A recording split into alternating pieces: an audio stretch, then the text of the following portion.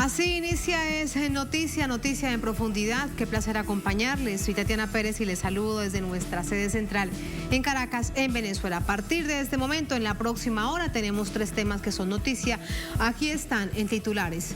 En Noticia Colombia, las mayorías uribistas del Senado niegan la moción de censura contra el ministro de Defensa por los evidentes crímenes cometidos por la fuerza del Estado en contra de manifestantes. Los partidos aliados al gobierno aplauden, mientras que desde las calles se les acusa de ser cómplices de la violencia y denuncian impunidad. ¿Cuál será el costo político de esto? Vamos a verlo. En Noticia Brasil, son más de 100 las peticiones al Congreso para que adelante un juicio político al presidente Bolsonaro.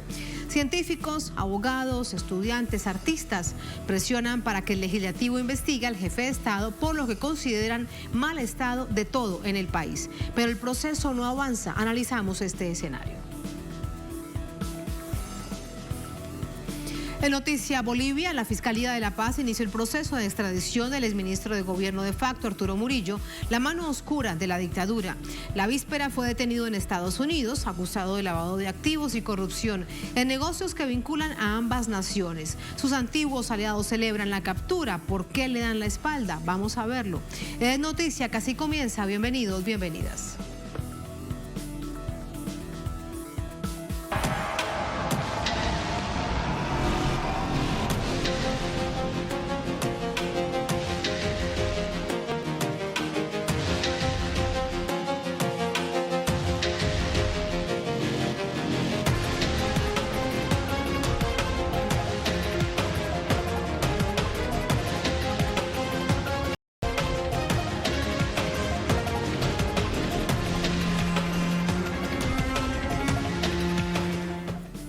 En Noticia Colombia, 2 hechos marcan la actuación del Congreso colombiano durante el estallido social contra políticas del gobierno del presidente Duque y además la evidente violación sistemática de derechos humanos por parte de cuerpos de seguridad del Estado.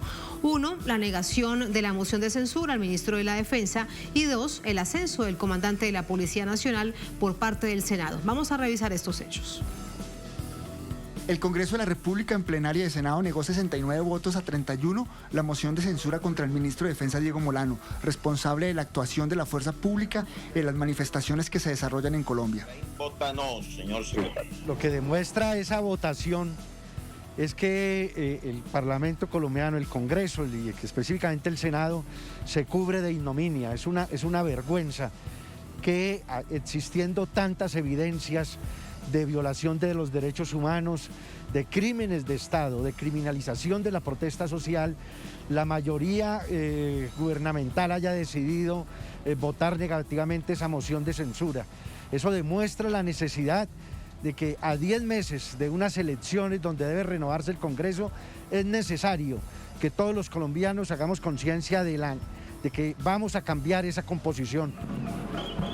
Para los sectores que aglutina el Comité de Paro, esta situación era previsible, más cuando la táctica del gobierno ha sido dilatar los acercamientos con los convocantes de las manifestaciones, así como brindar tratamiento de guerra a las protestas, amparando violaciones a los derechos humanos y negando de facto el derecho a la protesta. Nosotros no esperamos nada bueno de este gobierno y eso es una ambición que tenemos claramente porque sabemos que el gobierno está tratando de acabar la protesta social a punta de bala. Y lo ha dicho en las locuciones presidenciales. Y este ministro hoy, de lo que se da en el Congreso de la República, indudablemente queda manchado. Parte del Congreso, de la bancada del gobierno de sangre. Pasará a la historia, indudablemente, como unos asesinos. Otro hecho cuestionado por el país fue la aprobación en Comisión Segunda de Senado del ascenso del mayor general Luis Vargas, comandante de la Policía Nacional. A pesar de las denuncias de violación a los derechos humanos y desaparición forzada, detenciones arbitrarias y vejámenes sexuales, además de mutilaciones y asesinatos en los que estarían involucrados miembros de las fuerzas policiales. No es posible que el Congreso no mire la realidad de lo que es el problema de la violencia policial en las calles y que termine de alguna manera premiando a este general para ascenderlo cuando debería realmente renunciar al cargo o responder disciplinaria y penalmente. Desde el 28 de abril hasta hoy ya se han abierto más de 30 investigaciones disciplinarias contra policías. Con ambas decisiones, lo que se busca es encubrir y silenciar la acusación que hay por responsabilidad en crímenes de lesa humanidad que se han cometido en Colombia desde hace un mes, cuando comenzó la movilización pacífica de la ciudadanía reclamando cambios políticos y sociales. Mientras tanto, para este 28 de mayo, al cumplirse un mes de manifestaciones y protestas en Colombia, se tiene planificada una gran toma cultural en todo el país, con actividades como conciertos, obras de teatro, movilizaciones y marchas artísticas. Como denunciara el líder Jorge Eliezer Gaitán, aún existe un divorcio entre el país político y el país nacional. Teníamos allí el informe de nuestro corresponsal en Bogotá, Hernán Tovar, con quien conversamos ahora. Hola Hernán, muy buenas noches. Atentos, nos habías dicho más temprano, a un encuentro entre el Comité de Paro y representantes del Gobierno Nacional. Hay gran expectativa. De hecho, preocupación por la dilación por parte del gobierno a este llamado preacuerdo que se había establecido hace ya 3 días. Así es, Tatiana, muy buenas noches, televidentes, muy buenas noches. Pues la reunión se dice que comenzó entre las 6 y las 7 de la noche, hora local. Y hay bastante expectativa porque esta respuesta a ese preacuerdo se debe haber establecido desde el día lunes de esta semana.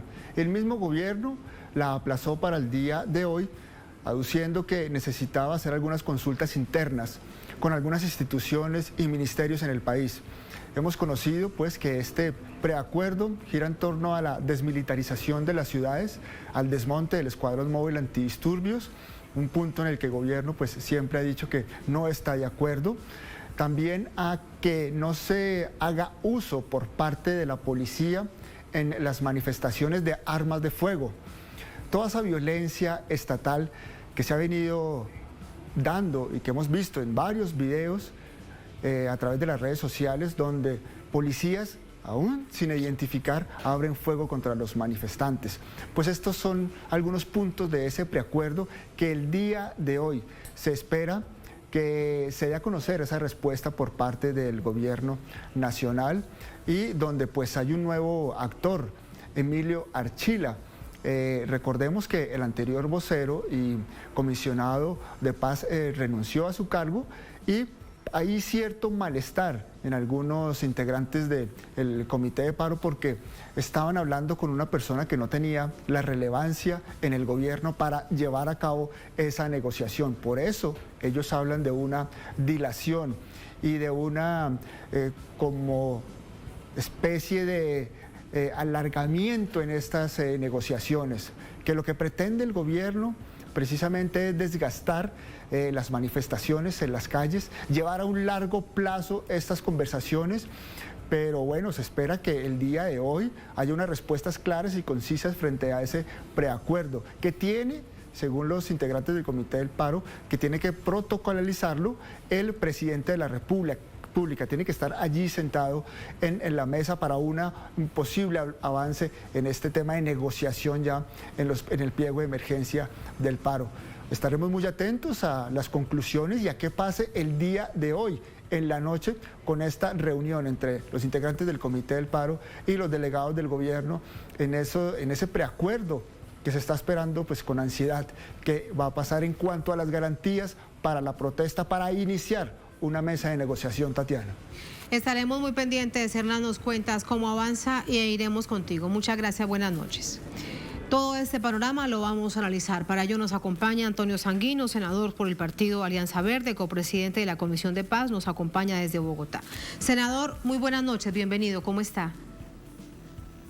Muy buenas noches, Tatiana. Un saludo muy especial para ti y para toda la gente de Telesur, y para esa inmensa audiencia en el continente y en el mundo que tiene este importante canal del sur de América. Muchas gracias. Senador, 69-31, así quedó la votación en el Senado. Se niega con esos 69 votos de los congresistas, de los senadores, la moción de censura al ministro de la Defensa. ¿Le sorprendió a usted esta votación? No, para nada. Es muy difícil ganarle al presidente Iván Duque en su desconexión con el país, pero creo que el Congreso de la República logra ganarle al presidente. la desconexión de estas mayorías parlamentarias con lo que está ocurriendo en las calles, en este estallido social, es absolutamente inmenso. Han tenido que, digamos, tumbarse la reforma tributaria, la reforma a la salud, por cuenta de la presión ciudadana, que efectivamente el Congreso no ha podido sacar adelante esas iniciativas. No han querido, por ejemplo, que se tramiten proyectos que hubiesen evitado este estallido social. Renta básica, que lo hemos presentado desde el año pasado. Hay 4 proyectos de reforma a la fuerza pública y a la policía que reforman el SMAT, el cuerpo antidisturbios, que ha ocasionado unas graves violaciones a los derechos humanos, masivas violaciones a los derechos humanos en medio del paro. Hay proyectos que implementan la matrícula cero, la gratuidad para la matrícula de los estudiantes de las universidades públicas. En fin, hay una serie de iniciativas que este Congreso no ha querido tramitar y que nos hubiesen evitado, repito, o hubiesen atendido buena parte de las demandas que están planteadas en esta movilización y en este paro. Pero esta victoria de hoy es una victoria pírrica, porque es una victoria del Capitolio hacia adentro, de puertas para adentro en el Congreso. En la calle, el señor Diego Molano y el general Vargas son considerados los responsables de las violaciones masivas y graves a los derechos humanos que han ocurrido en el marco del paro nacional. Pero no solo en Colombia, en el mundo. Colombia hoy es considerado, y el Estado colombiano es considerado, por cuenta de estos 2 funcionarios, obedeciéndole al presidente Iván Duque, un Estado violador de los derechos humanos, después de que hayamos ganado un liderazgo internacional a propósito del acuerdo de paz, como un país que estaba comprometido en la búsqueda de la paz. Y lo más peligroso es que el país se está incendiando, es que con estas decisiones y con la imposibilidad o la incapacidad del presidente Iván Duque de avanzar en una negociación con el Comité del Paro y con los jóvenes y otros actores sociales que se están expresando en las distintas regiones del país, pues lo que está ocurriendo es un incremento peligroso de la violencia que afecta a los ciudadanos, pero que también está afectando a miembros de la fuerza pública. Así que el presidente está jugando con candela, está echándole gasolina a un incendio, y esto puede tener consecuencias desafortunadas y peligrosas para la democracia y para la convivencia ciudadana en Colombia. Es un momento muy complejo, inédito y peligroso para el país, sin duda. Senador, quiero preguntarle sobre las razones que habrían para que los grupos parlamentarios tomaran esta decisión, para tratar de entender un poco esta dinámica política que se vive en Colombia. Por ejemplo, el Partido Liberal, hasta hace muy pocas horas, su presidente, que es el expresidente César Gaviria, él dijo: dejo en libertad para que voten los parlamentarios como deseen. De otros no escuchamos abiertamente, no públicamente, cómo se pedía que se votara, pero se entendía, por ejemplo, de Cambio Radical. Si unimos estos hechos, esta votación, a las reuniones previas en esos llamados del diálogo con los partidos políticos que hizo el presidente Duque, ¿usted cree que lo que estaban ofreciéndole era cargos o eran contratos? Para tratar de entender por qué toman una decisión de estas, si está tan claro el panorama de violencia estatal en Colombia. Aquí en Colombia le llamamos mermelada a esa negociación de puestos, a esa negociación burocrática y de contratos también con sectores del Congreso colombiano, entre el Ejecutivo y sectores del Congreso. Pero mire, digamos, aquí se combinan varias cosas. Primero, digamos, una fuerza política de derecha que está en el poder, de extrema derecha, en cabeza del presidente Iván Duque, que es el presidente formal, pero quien ejerce como presidente real es el señor expresidente Álvaro Uribe Vélez, desde su finca en el Caribe colombiano, su hacienda El Huerri. Nosotros tenemos 2 palacios presidenciales, uno en Bogotá, el Palacio de Nariño, en donde habita el presidente formal, y otro en el Caribe colombiano, como cualquier patriarca en el otoño, diría García Márquez, el expresidente Álvaro Uribe Vélez. Incluso acaba de renunciar el consejero de paz Miguel Ceballos, y y en su renuncia precipitada era el jefe del equipo negociador con el comando del paro, dijo que el presidente Álvaro Uribe había hecho gestiones con intermediarios o con emisarios del ELN, el Ejército de Liberación Nacional, a espaldas del presidente y del comisionado de paz. Luego, entonces, eso demuestra que quien está gobernando es el presidente Uribe. El expresidente Uribe mismo sacó un video a través de sus redes sociales diciendo: no se cae el ministro de la Defensa. Y está dando permanentemente órdenes al gobierno nacional, que son cumplidas esas órdenes de manera dócil por parte del presidente y del gobierno. Pero digamos que su bancada parlamentaria está a fondo defendiendo al ministro, al director de la policía y al gobierno nacional. O sea que hay razones ideológicas para esa defensa. Y hay otras razones ya más pragmáticas que corresponden a la negociación que es una negociación a la usanza de la política tradicional que ha hecho el presidente Iván Duque con los otros partidos o con parlamentarios de sus partidos, algunos de ellos declarados en independencia frente al gobierno, o sea, que ni siquiera hacen parte de la coalición de gobierno, porque además del Centro Democrático está el Partido Conservador, que es de la coalición de gobierno, están en los partidos cristianos que coinciden con una agenda de derecha dura del gobierno actual. Pero luego han negociado y han traído a Cambio Radical, le han dado unos ministerios en cabeza del ex vicepresidente Germán Vargas Lleras, que está pidiendo incluso más mano dura, declaratoria de conmoción interior y demás, y han traído al partido de la U, que es el partido que también tiene representación en el Parlamento, le van a dar más representación, en el gobierno, y el Partido Liberal, que se le salió de las manos al expresidente César Gaviria, y uno a uno me imagino que los negociaron al detal, y hoy casi todos ellos votaron en favor de Molano. Pero repito, es una victoria pírrica, es una victoria de espaldas al país, es una victoria que significa una provocación para la gente que está actuando en el paro. Mañana, 28 de mayo, se cumple un mes exacto del paro nacional. El presidente está jugando a desgastar el paro, a que el paro, en la medida en que pasen los días, se va a ir diluyendo, y resulta que está ocurriendo todo lo contrario. El presidente está jugando a la represión policial, y eso le ha significado un incremento de su desprestigio ante el mundo y ante el país, ante la gente.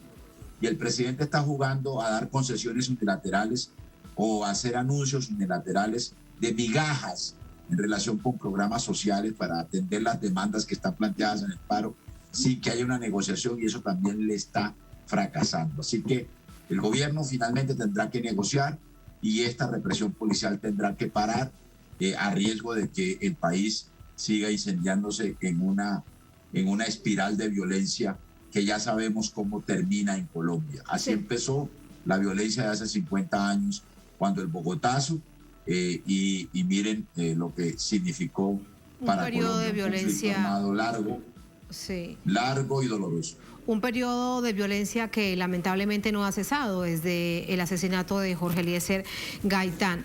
Todo esto, desde la perspectiva política, senador, resulta muy paradójico, porque usted ha hablado de dos figuras, del expresidente Uribe y del exvicepresidente Germán Vargas, y en la más reciente encuesta de Envamer Poll, son las dos figuras que tienen más desgastado la imagen como nunca antes desde que se les mide, con el 73 y 74% aproximadamente. Ni qué decir del presidente Duque, de allí que uno se pregunte cuál será el costo político, la implicación política. Dentro de 10 meses hay elecciones al Congreso de nuevo. ¿Qué implicación política cree usted que tendrá esta decisión que se ha tomado hoy por parte de estas bancadas aliadas al uribismo?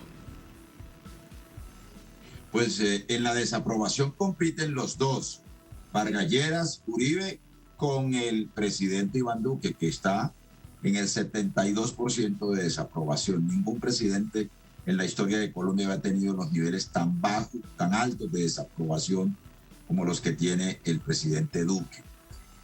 Yo creo que, digamos, hay una gran pregunta que todavía no estamos en condiciones de responder, y es si lo que está en la calle se expresa en las urnas en las elecciones del año entrante. Acaba de ocurrir en Chile. En Chile ganaron las fuerzas políticas que estuvieron ligadas a la movilización ciudadana, barrieron en la constituyente.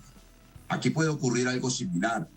Creo que esta movilización podría tener un desenlace institucional si logra producir un cambio en la composición del Congreso y si logra imponerle una agenda de reformas al nuevo Congreso que se elija en marzo del año 2022, de tal suerte que sea una especie de Congreso constituyente que adelante una segunda ola de reformas políticas en el país luego de la Constitución del 91 o una tercera ola y luego del acuerdo de paz que pueda cumplir con esas promesas democráticas que están en la Constitución del 91 y que están también en el acuerdo de paz. Y un cambio en el gobierno, que las fuerzas alternativas, si logran unirse todas, puedan derrotar este proyecto uribista que yo creo, este proyecto de extrema derecha que está en sus últimas, y en todo caso, una fiera enjaulada, pues sigue siendo peligrosa. Tampoco aquí nada está ganado y ellos tienen la capacidad también para reinventarse. Así que esta movilización social, este estallido social, tendrá un desenlace político en el 2022 sin duda alguna. Y yo creo que estas nuevas ciudadanías pueden dar una sorpresa y pueden significar un cambio político que el país está buscando hace muchos años. Y en el futuro inmediato, senador, ¿cree usted que hay aliento para mantener las movilizaciones, para mantener las concentraciones, los puntos de la llamada resistencia que se van estableciendo cada vez más y en más lugares de Colombia? Pero también vemos más nivel de represión. En las últimas horas, la policía, producto de un decreto de emergencia, están comprando armas, por ejemplo, a una organización Cóndor en Brasil, buscando armas, esas llamadas no letales, decimos entre comillas, bombas lacrimógenas, balas de goma, todas estas armas que bien sabemos que mal utilizadas, como lo ha hecho la fuerza pública en Colombia, sí son letales. Y lo están haciendo producto de un decreto. ¿Hasta dónde entonces cree usted que avanzará este momento en el que usted bien recuerda que mañana se cumple un mes desde que iniciaba este estallido social en Colombia?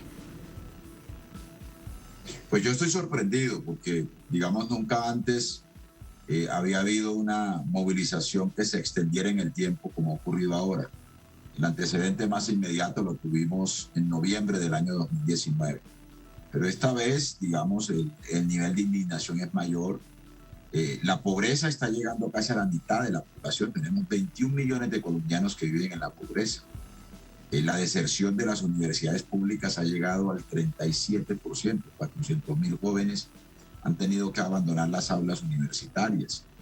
El 20% de nuestros jóvenes son jóvenes ninis, ni estudian ni trabajan. O sea que, digamos, también hay una población que no pierde nada y que más bien puede ganar mucho si se mantiene movilizada. Y yo creo que yo no veo, digamos, que la movilización pueda levantarse. Ahora, hay un hecho que va desgastando o va quitándole respaldo ciudadano. Este es un paro que tiene un respaldo del 80% de los encuestados, lo dicen todas las mediciones. Pero los bloqueos extendidos en el tiempo pueden encarecer los productos y pueden además angustiar a sectores de la ciudadanía que están diciendo en los sondeos que se hacen que están con el paro pero que no están con los bloqueos. Así que la movilización tendrá que inventar nuevas formas de expresión sin acudir a los bloqueos, pero en todo caso el gobierno, si no negocia este paro, ahora está citado el Comité del Paro y hay un nuevo jefe negociador, que es Emilio Archila, el responsable de una parte de la implementación de los acuerdos de paz. Pero si el gobierno no negocia este paro y si no para la represión, pues sencillamente la gente va a seguir enardecida en las calles y seguramente este paro se levante, pero lo que le resta de gobierno al presidente Duque va a ser de una permanente movilización popular y ciudadana. Así que si el presidente no entiende eso, pues se está engañando y sencillamente va a aumentar aún más la crisis del uribismo y la posibilidad de ese proyecto político de continuar en el poder en Colombia. Porque de hecho con eso lo despido, senador, uno siempre se pregunta, la desconexión del presidente y del gobierno con el pueblo es porque no entiende o porque no quiere entender. Uno no se imagina que tenga asesores que no le digan lo que debe entenderse. Realmente, pues preguntas que tienen hasta ahora, que no tienen respuesta en este momento. Senador, muchísimas gracias, muy buenas noches, bienvenido siempre. A ustedes muy amables, un abrazo inmenso para toda la inmensa audiencia de Telesur. Muchas gracias. Un grato estar con ustedes. Muchas gracias. Muchas gracias. Así nos vamos a la primera pausa en esta emisión de Es Noticia. Al volver en Noticia, Brasil. Son más de 100 las peticiones al Congreso para que adelante un juicio político al presidente Bolsonaro.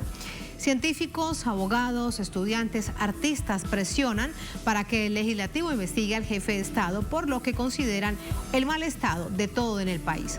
Pero los procesos no avanzan. Analizamos ese escenario al volver en Es Noticia.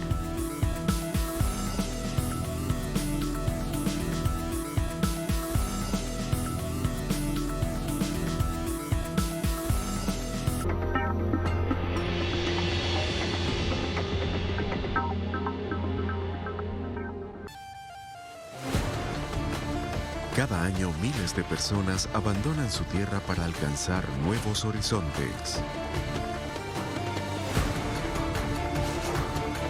Una realidad de pueblos que luchan por su libertad. Conoce las diversas causas de quienes viven entre fronteras. Jueves. Solo por Telesur.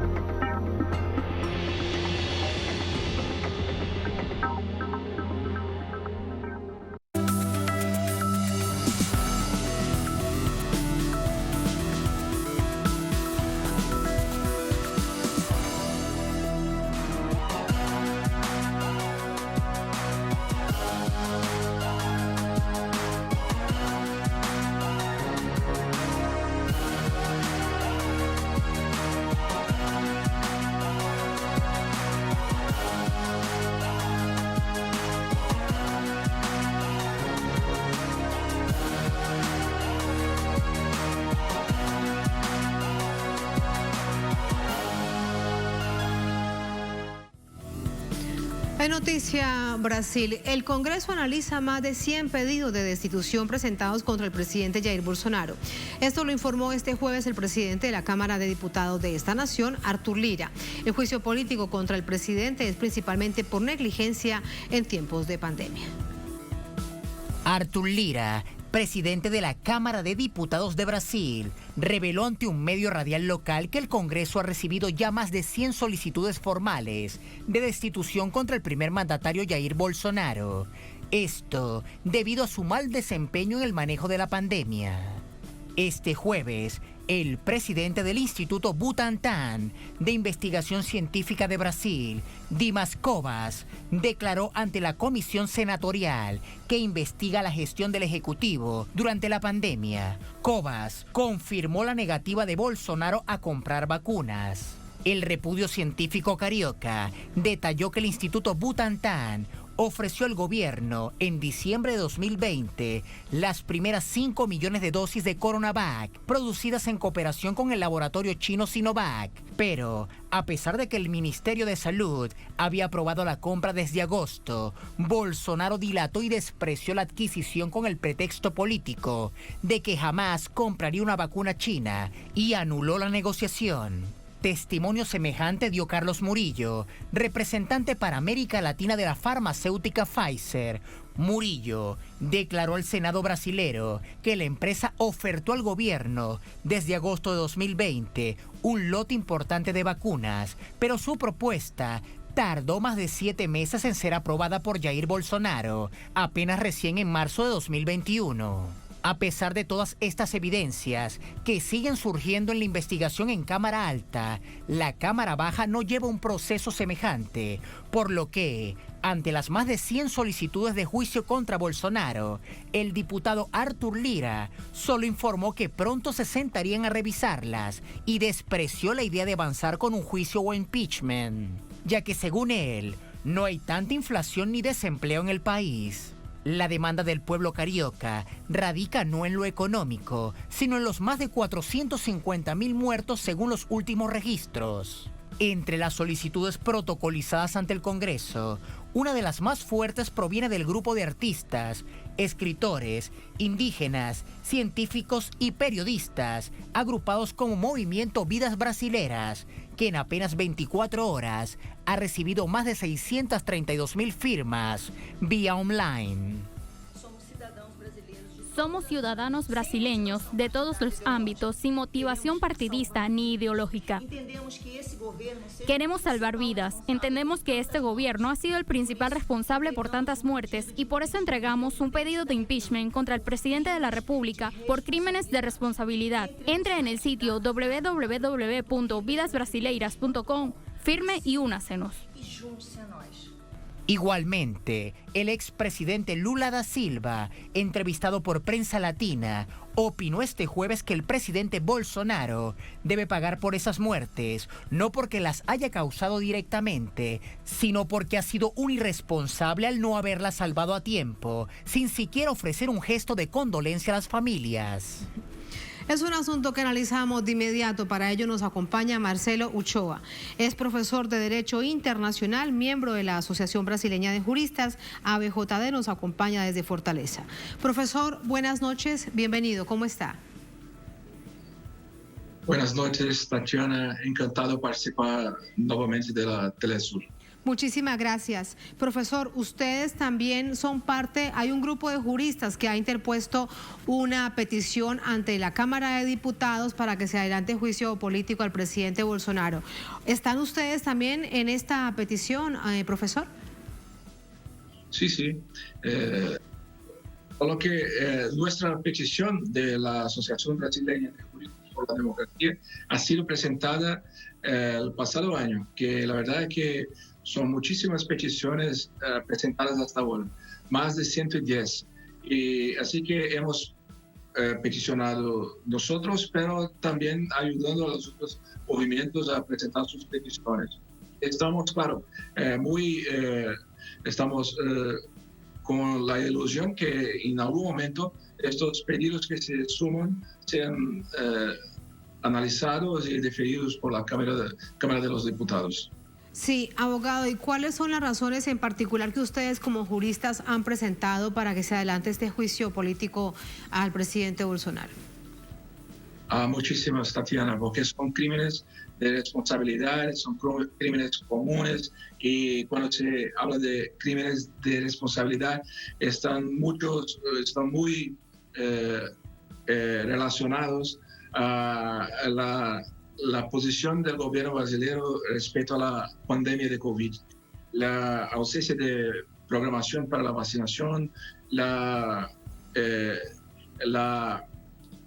tentativa de prescribir fármacos ineficaces, la omisión en las campañas de no aglomeración, de uso de medidas sanitarias. Son muchísimos crímenes que aquí en Brasil las cosas están abiertas. Desde ayer o antes de ayer el presidente estaba sin máscaras por las calles, aglomerando gente y como siempre haciendo su intención de tratar de desacreditar, descreer la importancia y la gravedad de la pandemia.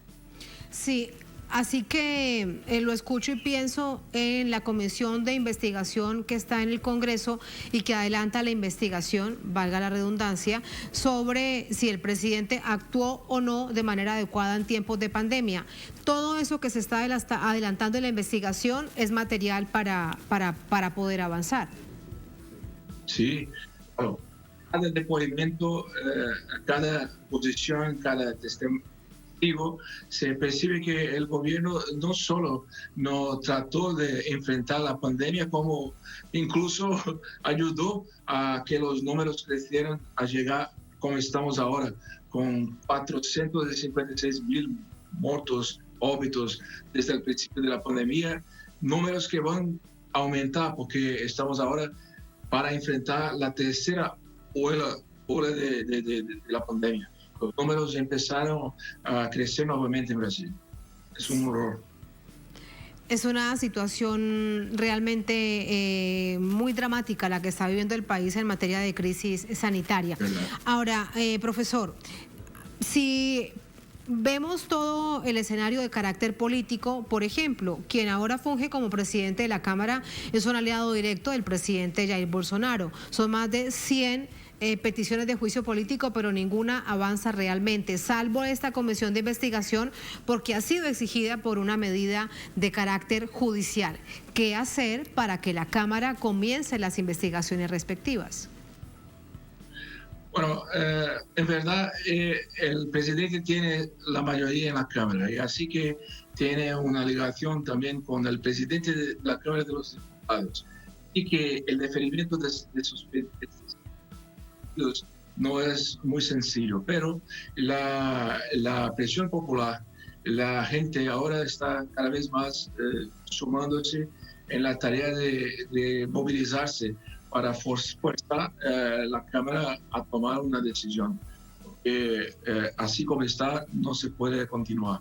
Porque de verdad virar esta hoja negativa del país, empezar la vacunación, empezar una tarea de información de verdad en el país. Va a ocurrir cuando este presidente sale del gobierno.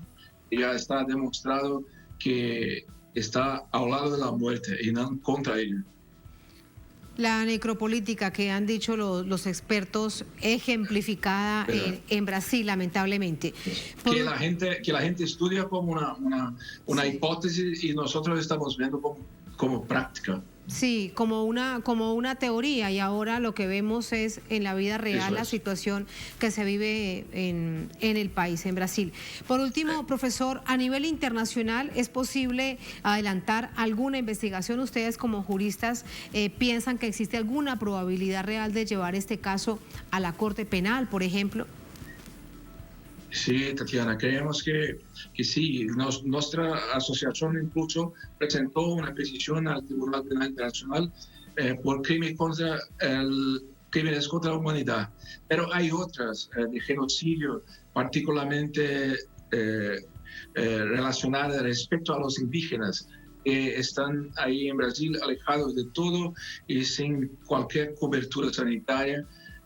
Así que esperamos también que la jurisdicción internacional tome una providencia, porque aquí en Brasil el aparato del presidente, la Cámara de los Diputados, así como en la Fiscalía, está muy robusta, muy fuerte, y para que el ordenamiento interno aprecie esas demandas es muy difícil. Pero estamos intentando también que la jurisdicción internacional aprecie. En todo caso, estamos también con mucha ilusión que el próximo año se lleguen las elecciones y elegamos y que Lula salga electo de ahí, que ahí vamos a cambiar todo. Sí, en todo caso, mientras todo esto sucede, pasa el tiempo y hay más personas contagiadas y más personas muertas. Hay algo que llama la atención, claro. Y se lo pregunto además, profesor, bueno, como docente y como un habitante de su propio país. Y es que también hay una conexión con un sector de la población de ese discurso del presidente Bolsonaro, pues que les parece bien estar sin tapaboca, no cuidarse, porque son también negacionistas de una pandemia. Sí, negacionista completo. Niega la gravedad de la pandemia para empezar. Niega la eficacia de las vacinas. Es contra la vacina. Hoy quedamos sabiendo que el gobierno recusó una oferta de 50 millones de vacinas de una sola farmacéutica. La semana pasada, otra farmacéutica, la Pfizer, dijo que el gobierno había recusado más 70 millones. Y así estamos aquí clausurados, cada uno en su casa, cada uno en su piso, intentando sobrevivir para cambiar las cosas a través de la votación. Y aunque intentemos así judicialmente, pero no es tan sencillo. Las cosas en Brasil no están fáciles. Hay mucho en juego, esto que es verdad. Muchísimas gracias, profesor, por estas reflexiones. Muy buenas noches. Yo que agradezco. Buenas noches. Muy buenas noches. Así nos vamos a la última pausa en esta emisión de Es Noticia. Al volver en Noticia a Bolivia, la Fiscalía de La Paz inició el proceso de extradición del exministro de Gobierno de facto, Arturo Murillo, la mano oscura de la dictadura. La víspera fue detenido en Estados Unidos, acusado de lavado de activos y corrupción en negocios que vinculan a ambas naciones. Sus antiguos aliados celebran la captura. ¿Por qué le dan la espalda? Bueno, de esto y más viene el análisis al volver en Es Noticia.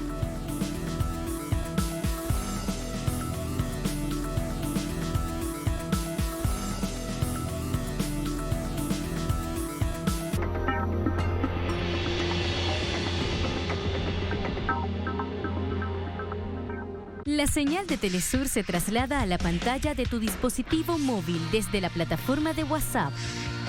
Añade a tus contactos el número más 54 9 381 203 2682 o escanea nuestro código QR. Con enviar hola, recibirás un mensaje con nuestro menú de opciones. Escoge la que sea de tu preferencia y mantente informado sobre los acontecimientos más recientes. Telesur, la señal informativa de América Latina y el Caribe.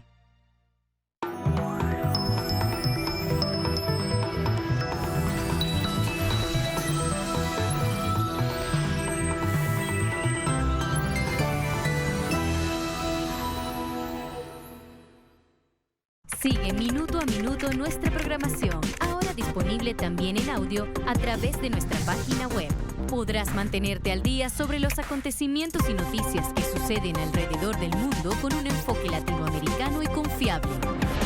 Telesur, la señal informativa de América Latina y el Caribe. La prueba PCR, que por sus siglas en inglés significa reacción en cadena de polimerasa, es una prueba nasofaringea, orofaringeo o rectal que permite detectar el ARN del virus. Mientras que la prueba reacción en cadena de polimerasa con transcriptasa inversa o RT-PCR es una técnica muy sensible y precisa que puede ofrecer un diagnóstico fiable en tan solo 3 horas. La prueba será positiva en el análisis cuando se detecte material genético del virus.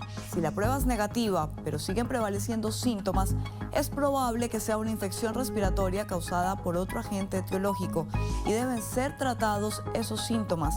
El especialista optará por repetir la prueba si tiene alta sospecha. El test estándar F-COVID-19 AG-FIA, prueba de antígenos, al igual que la prueba PCR, tiene como propósito diagnosticar la presencia del SARS-CoV-2.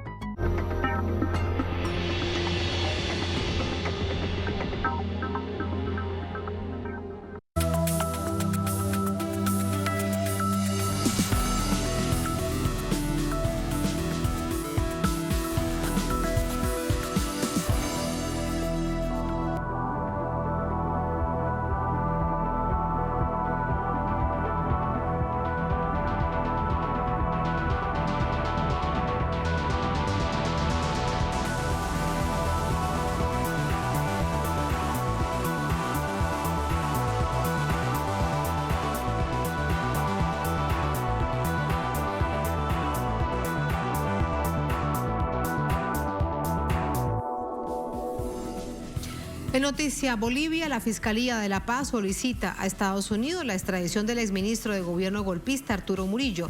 El número 2 de facto de Yanine Áñez fue arrestado en ese país por corrupción y lavado de dinero. Arturo Murillo, su ex jefe de gabinete, Sergio Méndez y 3 ciudadanos estadounidenses fueron detenidos por lo que se conoce como caso gases lacrimógenos. De acuerdo con el Departamento de Justicia norteamericano, Los funcionarios bolivianos recibieron sobornos de la compañía Bravo Tactical Solutions, con sede en Florida, cuya intención era mantener el contrato de intermediación entre el Estado boliviano y la proveedora brasileña Cóndor para la compra, por parte de Bolivia, de gases lacrimógenos y otro equipamiento por un valor de aproximadamente $5,6 millones. Además, Murillo utilizaba capitanes de la policía boliviana para realizar depósitos ilegales de dinero a sus cuentas y conformó un equipo de inteligencia ilegal paralelo en el Ministerio de Gobierno. Los dos funcionarios cómplices y otro que está siendo buscado serán procesados por la justicia ordinaria.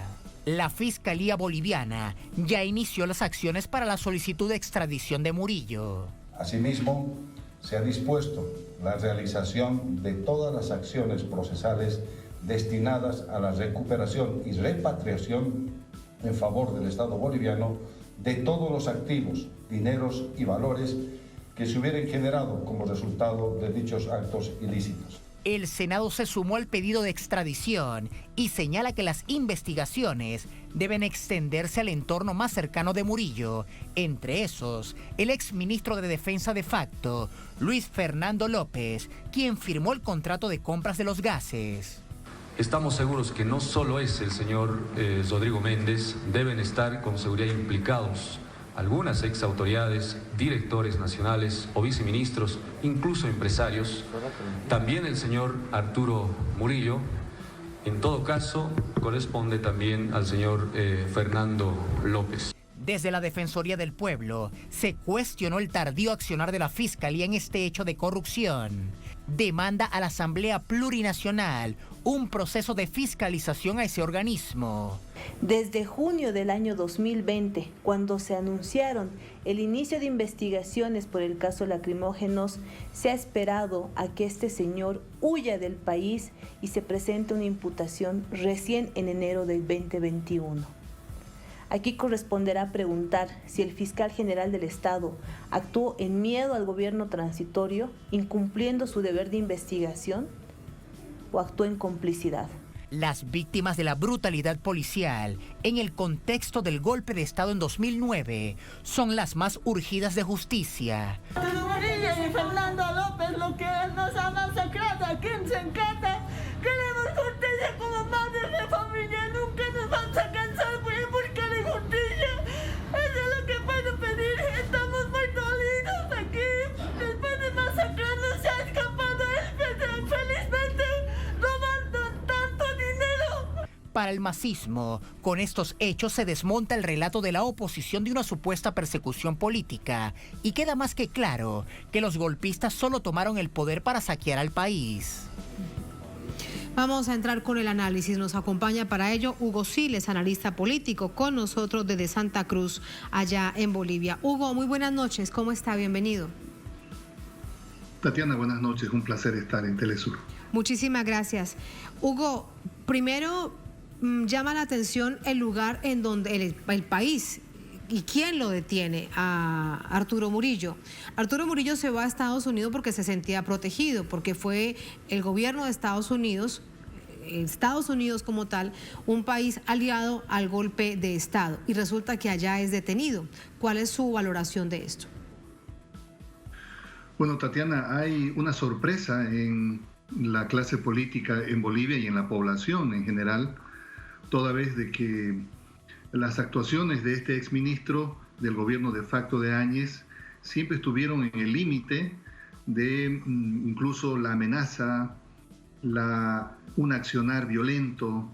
Se jactaba de hechos de violencia y de represión que se cometieron en el país y que dieron la trágica muerte, que resultaron con la trágica muerte de 37 personas.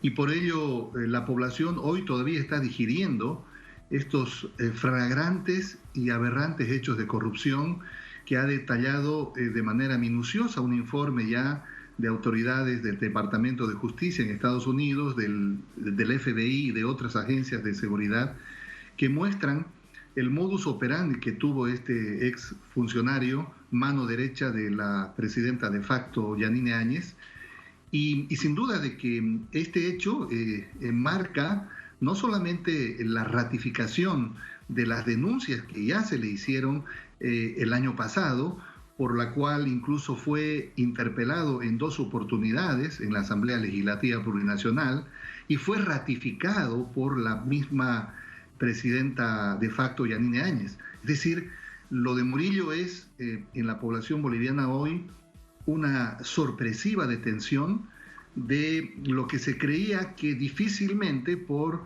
las gestiones y el lobby que había hecho este exfuncionario en Estados Unidos. Recordemos que viajó en varias oportunidades, hizo lobbies con altas autoridades del Senado en Estados Unidos, con la OEA y con otros actores, y por lo tanto era prácticamente difícil, comparado incluso con la situación del expresidente Gonzalo Sánchez de Lozada, que lleva ya décadas en ese país sin la posibilidad de una extradición. Entonces, era totalmente lejana la posibilidad de que el señor Murillo pudiera responder a la justicia en Bolivia. Ahora hay una responsabilidad que él tiene que asumir inicialmente con la justicia de ese país del norte, toda vez que hay cargos que se le acusan por soborno y lavado de dinero, cargos muy graves en la legislación de ese país. Por lo tanto, en Bolivia esto ha causado un revuelo. Claro, pero ¿qué pudo haber pasado? ¿Dónde cambió Estados Unidos y los gobiernos? Si bien conocemos que en política exterior republicanos o demócratas prácticamente hacen lo mismo o actúan de una manera similar, así tengan formas tal vez un poco distintas, más maquilladas para los demócratas. Pero ¿qué fue lo que pudo haber cambiado si queda claro que el Departamento de Estado de Estados Unidos fue un aliado en el golpe de Estado a el entonces presidente Evo Morales? Bueno, entre la transición también de cambio del gobierno de Trump al gobierno de Biden, seguramente que hay un cambio de algunos funcionarios. Normalmente los Estados Unidos no cambia su orientación de política exterior, pero sí cambia el enfoque y funcionarios. Pero más allá de eso, Tatiana, lo que está claro es que como esta fue una operación financiera que registró principalmente movimiento de dinero por más de 5.6 millones de dólares, y ya funcionarios de bancos en ese país hicieron notar lo irregular de estas transacciones que venían del Banco Central de Bolivia, de cuentas oficiales, y en montos que luego que llegaron a ser depositados en cuentas de empresas intermediarias con las que estaba conectado Murillo, estos dineros salieron de esas cuentas y se depositaron bajo una triangulación en otras cuentas, precisamente de los funcionarios aludidos hoy detenidos, incluso la mano derecha o el jefe de gabinete del señor Murillo. Creo que estos antecedentes llevaron a que la justicia en Estados Unidos y la investigación de las agencias federales de investigación pudieran estar sobre este tema. Claro, en Estados Unidos los temas de lavado de dinero, sobornos, otros delitos con estados fuera de los Estados Unidos, cuando se cometen en ese territorio, pues tienen una gravedad que seguramente ha pesado a la hora de valorar las acciones y la triangulación, los depósitos de dineros, los movimientos de dineros que se hicieron entre noviembre del 2019 y abril del 2020. Y luego de que sucedieran estos hechos, aún mantuvieron los exfuncionarios haciendo depósitos, retiros y otras acciones financieras que han debido ser las que fueron valoradas por algunas autoridades, nuevas autoridades en el gobierno de ese país. Sí, y llama la atención la tranquilidad que tendrían, el nivel de impunidad que actuaron tan abiertamente en este saqueo al país. Como bien usted recuerda, 5.6 millones de dólares de las arcas de Bolivia. El fiscal el fiscal de La Paz ha pedido la extradición de Arturo Murillo, pero vemos que en esto no se incluye las violaciones de derechos humanos. Por ejemplo, su corresponsabilidad en el decreto que daba vía libre para matar tanto a ejército como policía. ¿En qué momento cree usted que debería hablarse de esto en Bolivia? No solamente de corrupción, de que evidentemente se regrese al país todo lo hurtado, pero un asunto tan doloroso para la nación como las masacres de Secaba y Zancata. Bueno, de hecho, Tatiana, las acciones de la Fiscalía General del Estado se muestran tardías, se muestran en un rezago frente al accionar inmediato que tuvo la justicia norteamericana para poder operar una investigación que está en curso y que lleva a estas ex autoridades ya en la detención preventiva. Y la Fiscalía en Bolivia tiene el gran desafío de no solamente poder operativizar en materia de justicia la extradición de estas ex autoridades, sino de poder trabajar en otros casos conexos y que tienen que ver con al menos 156 millones de bolivianos, que serían los recursos, según el Ministerio de Gobierno en la actualidad, que son producto de contrataciones y de otros hechos que fueron parte de la administración de este cuestionado exministro de gobierno, del gobierno de facto de la señora Áñez. Hugo, 156 millones de bolivianos, ¿cuánto es aproximadamente en dólares? Estamos hablando de unos 25 millones de dólares aproximadamente, que tienen que ver con contratos de compras. Tatiana, hasta compra de talco y de ropa interior se dedicaron a hacer la administración del señor Arturo Murillo en los cortos 11 meses de gestión. El saqueo al país, para eso entonces llegaron y se instalaron este año en Bolivia, para saquear el país.